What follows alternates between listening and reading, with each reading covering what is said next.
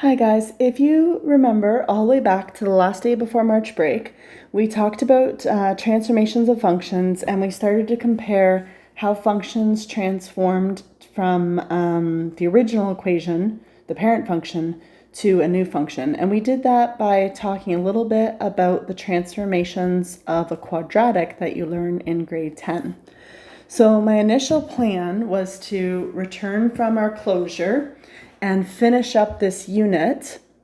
So that meant that when we turned to online learning, I started a new unit on exponential functions, and we never really got back to this final lesson on unit 3, which was the transformations of functions. This lesson's still important for next year, so I thought I would upload it this week and give you something to look at before you head into summer. Okay, so obviously it wasn't on the culminating, but it's still important for next year. So we'll go through a quick lesson on transformations. In grade 10, we talked about a few things. We talked about a reflection in the x-axis. In the x-axis. Which basically took your quadratic from upward to downward. So that was a vertical reflection, reflecting it from up and down, flipping it over to a downward quadratic. Then we also talked about a vertical stretch or compression. And that was what made the quadratic skinnier or wider, depending on whether it was pulled up, as in vertically stretched, or whether it was pushed down from the top, as in vertically compressed. And then in a quadratic, we talked about the h being a horizontal shift. And the k of a quadratic being the vertical shift. And we looked at those also when we just did sinusoidal functions. So all these were involved in sinusoidal functions where the sine or cos graph could have been reflected on the x-axis, and the sine or cos graph had a different amplitude potentially, which was a vertical stretch or compression. And then the phase shift, which was what moved the sine graph left or right, was the horizontal, and the vertical shift was what moved the sine graph up or down. Okay, so we actually have seen all these concepts already in the sine unit, but we are going to do it with every type of function now. And the two more that we're going to add are a reflection in the y-axis and a horizontal stretch or compression. And for sinusoidal functions, that was the period, because remember the period could be elongated. So the regular period of sinusoidal function was 360 degrees when you did that part of the unit. But we could have had it stretched to 720 degrees or even longer depending on the k value. And then it could be compressed tighter where the period was 90 degrees or 180 degrees or anything like that. Okay, so all this comes back to what we learned with sinusoidal functions as well. So A is your vertical stretch or compression. K is your horizontal stretch or compression.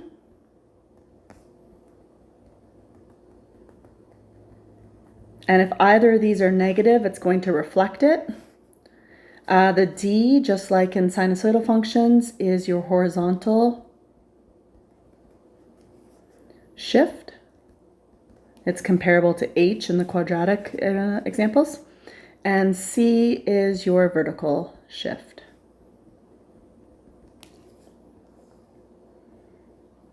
Since the x values of the function are affected by blank and blank, we must take the original x values and apply the stretch, compression, and horizontal shift.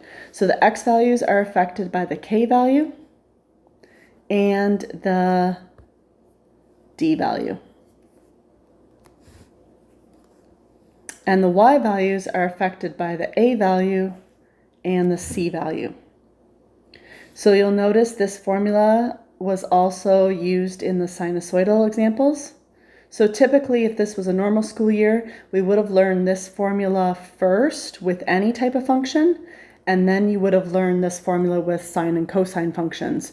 We just kind of did it a little bit backwards because I paused on this lesson and we ended up learning about it in the sine and cos examples. Okay, so here we're going to do a graph of the root function. And we did talk about what a root function looks like right before March break. So it has some key coordinates. The square root of 0 is 0, so that's where the first coordinate comes from. We can bring up a table of values and we can see some of the other key points. The square root of 1 is 1. The square root of 2 is not a nice number, so I'm just going to delete that one out of there. The next number we can take the square root of nicely is 4, so that's this coordinate.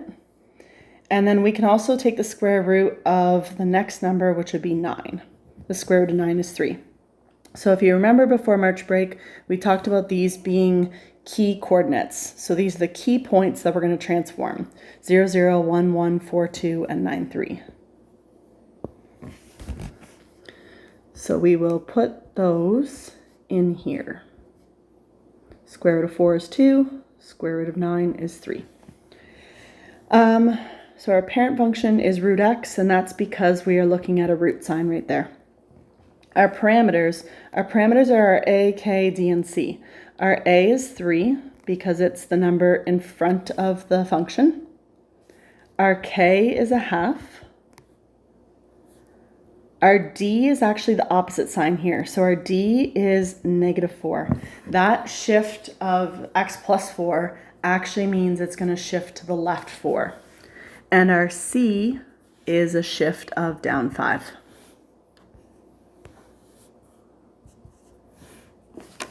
Okay, so we're going to take our parent coordinates and we're going to make this little formula just like we did in sine and cosine functions.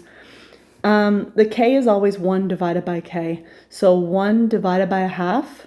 If you do it on your calculator, 1 divided by a half, you'll see it's actually 2. So this is going to be 2x. And then because the d is actually -4, it'll be 2x minus 4. And think of it this way. Remember that this shifts the graph left 4. That means you're going to have to subtract 4 from each of your x coordinates. So we're shifting it left 4. And then our y values are going to be triple because of the vertical stretch of 3. And they're going to be shifted down 5. So I'm literally taking A, K, D, and C, and I'm making this formula out of it. My new x coordinates then will be 2x minus 4. So I'm going to take these x coordinates, and I'm going to do 2 times 0, subtract 4 from each of them. So these are the new coordinates, x and y. So 2 times 0 is 0, subtract 4 is -4. 2 times 1 is 2, minus 4 is -2. 2 times 4 is 8, minus 4 is 4. And 2 times 9 is 18 minus 4, which is 14. I do all the x coordinates at once because then I just need to focus on the one formula and I don't have to go back and forth x, y, x, y, x, y. Now I can take 3y minus 5 and I can do 3y minus 5 to all my y coordinates. So 3 times 0 is 0, subtract 5 is -5. 3 times 1 is 3, minus 5 is -2. 3 times 2 is 6, minus 5 is 1. And 3 times 3 is 9, minus 5, which is 4. Now, we would have normally graphed that, which is all right here, but I think you can plot those points on your own now. So you're plotting -4, -5. You're plotting -2, -2. You're plotting 4, 1, and 14, 4. And remember, that's producing a new root x graph that has a vertical stretch of 3. It has a horizontal stretch of 2, because this actually stretches it by 2. It has a shift to the left 4 and a shift of down 5. And I'm actually just going to do that on Desmos for you. So that graph was 3 root half x. I'm just going to put in 0.5x. Remember there was a bracket here, and it was x plus 4. And it was shifted down 5 after the root sign. Okay, and if we look on our graph, we're going to see some of the coordinates that we just calculated.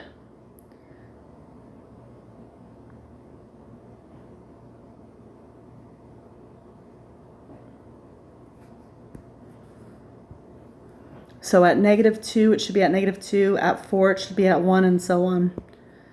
So we will scroll over to -2, and we should see it's right at -2 right there. Yep. And at 4, it should have been at 1, which would be right there. And then the last coordinate we determined was the 14, 4. And if we scroll over to 14, we should see it's up at 4, which it is right there. Okay, so this purple graph is our transformed function from the original root x graph.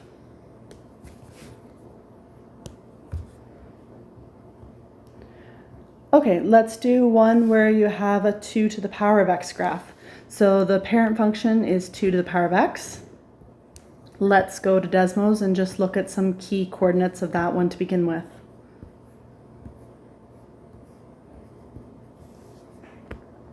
An exponential function with a base of 2 is always rising.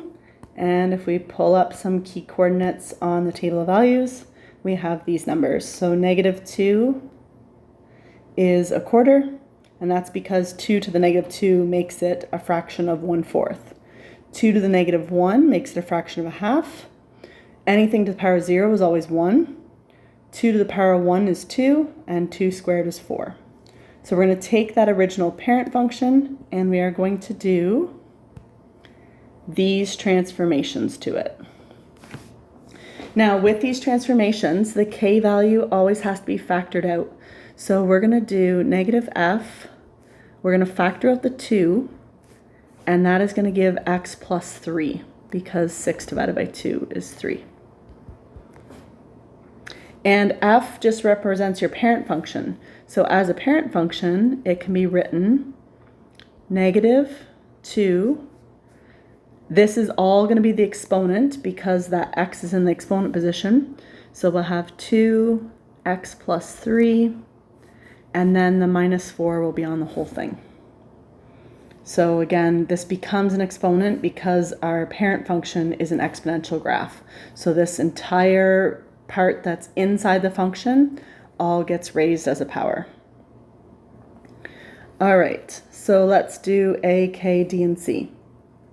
A in this case is -1 because it's in front of the parent function of 2 to the x. K is 2 because of that being right there.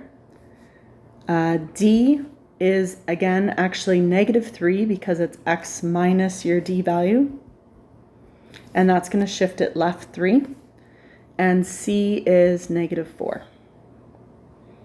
So we put that all together. It's going to be that same formula we worked with earlier, 1 over kx plus d, ay plus c. So 1 over k actually now becomes a half x. Because your k is 2, it becomes 1 over 2. And we are adding the d value, so that's going to make it -3 now. And then ay, so -1y minus 4. We're going to take those parent coordinates that we had from Desmos, so -2 and a quarter, -1 and a half, 0 and 1, 1 and 2, and 2 and 4. And we're going to take all the x values and put them into the x equation. So 1/2 of all the x values, subtract 3. So a half of -2 is -1, subtract 3 is -4.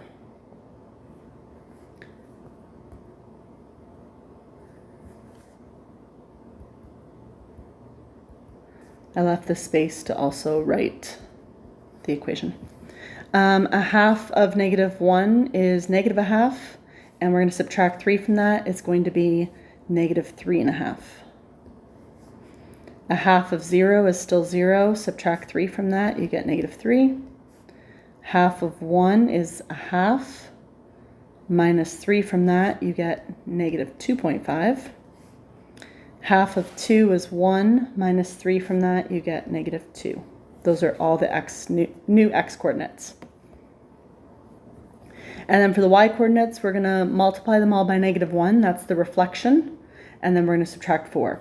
So 1/4 times -1 would be -1/4. Minus 4 from that, you get -4.25. This would become -1/2, and we minus 4 from that, we get -4.5. This would become -1, we minus 4 from that, we get -5. -2 minus 4 is -6. And this is -4 now, minus 4 is -8. So when we plot these new coordinates, which we could do on Desmos, but it's all right here, so I'm just going to do it here. We get -4, -4.25, -3.5, and -4.5. -3 and -5. -2.5 and -6. And -2 and -8. This function is actually going down this way now. And I'm just going to show you that on Desmos as well. So it was an upward function. Because we had a negative in front, it's going to flip it down. We still had a base of 2 on the exponent. And our power was 2 bracket, I think it was x plus 3.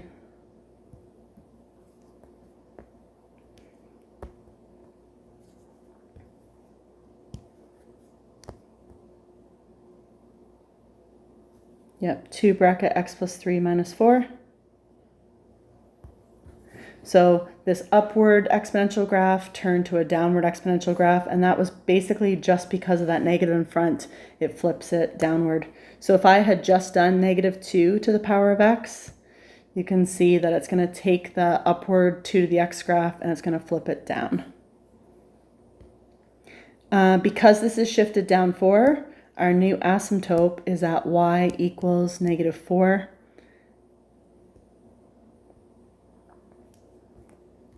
And we can turn that to the dotted line and a different color. So there we have the asymptote that it's going to hover toward but never actually touch. And it really doesn't actually touch it. I know Desmos makes it look like it touches it, but it doesn't. It's going to get closer and closer to that dotted line and never hit it.